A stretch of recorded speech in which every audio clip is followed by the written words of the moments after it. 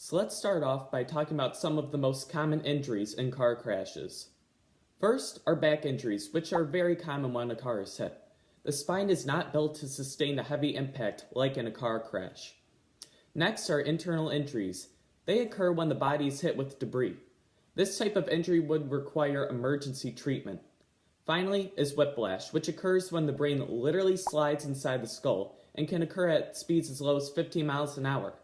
While there are more types of injuries that can occur, these are the most common. Nearly 1.25 million people die every year from road crashes, which is over 3,000 people every day. This is why this topic is so important. Now let's specify some of the more common injuries to the head. First up are concussions. Concussions are one of the most familiar types of brain injuries, especially when it comes to car accidents. It is the result when the brain receives trauma from impact, sudden momentum, or movement change. Next are contusions. Contusion is just a fancy word for saying bruise, but when it involves the brain, it is much more complicated. It can even be as serious as enough to require surgical removal. Finally is penetration. Penetrating injuries are just like what they sound. An object has penetrated through the head and into the brain. First, we are going to focus in on head-on collisions. The most severe type of head-on car crash injury is the traumatic brain injury, which happens when the skull is fractured.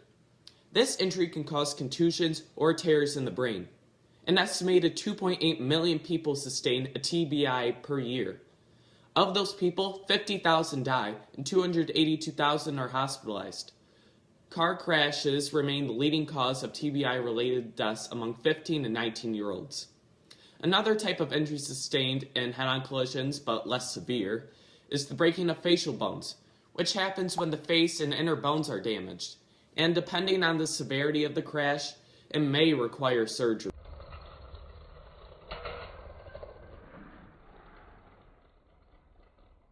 Next, we're going to talk about T-bone crashes. Did you know 51% of deaths in car crashes occur from T-bone accidents? And the death rate in T-bone crashes is 60%. Concussions are the most common type of injury sustained in T-bone crashes and are the result of blunt force trauma or blows to the body that result in the twisting or rotating of the brain.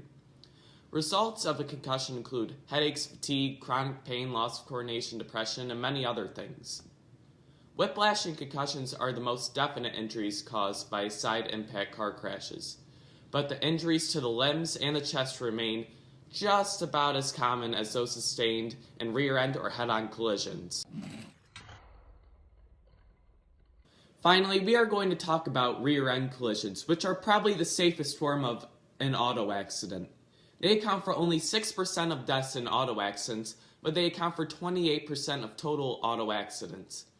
You have less of a chance of a brain injury in a rear-end collision than a head-on or T-bone collision. Most of the time, a head injury occurs when the driver or passenger is not wearing a seatbelt. Some of the most common head injuries include muscle strains in the neck, when your body moves back and forth, concussions when the brain keeps on hitting the inside of the skull, and objects literally just hitting the inside of your head. So how does all this relate to Newton's first law?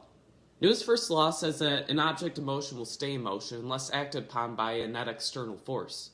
When you're traveling in a car, you are going the same speed as the car. When you get into a car crash, the car's motion is being stopped by an external force. The car will continue to want to move forward based on Newton's first law. And in the same sense, you will also want to keep on moving forward since you are moving with the car. This is why there are seatbelts and airbags to protect you from sustaining injuries. Seatbelts help you to stop moving forward, and airbags increase the time in which the impact occurs and decrease the force exerted on you.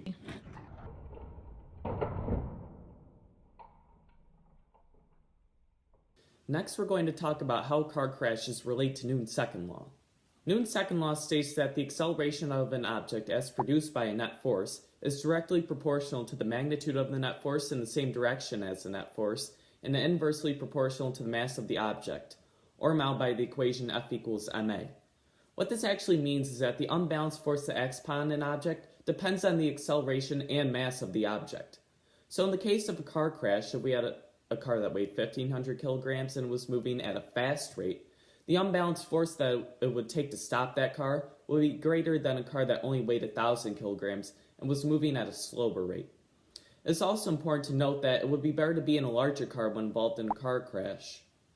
For example, if you were in the 1,500 kilogram car and you collided with the 1,000 kilogram car and both cars were moving at the same rate, the person in the 1,000 kilogram car would most likely be injured. This is due to the greater momentum in the car, which is modeled by the equation momentum equals mass times velocity. So how does the crash test data support what we have talked about? When we take a look at the data of a crash test for a head, provided by the head of the physics department, we can see that our data and statistics do prove what we have talked about. At the beginning of the graph, we can essentially see no g-force acting upon the head because there's no external force. Then we see a sharp increase in the g-force.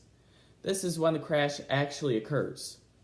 From this data, we can see that the head wanted to keep on moving forward because of Newton's first law. It was acted upon by a net external force, though. Such a sharp increase in the g-force probably would have resulted in a concussion or a traumatic brain injury. When we see the leveling off of the data, this is probably when the airbags come in. It increased the time of impact while reducing the force. When we break it down, this scenario is exactly what we talked about. Thank you for joining me on this journey of the mind.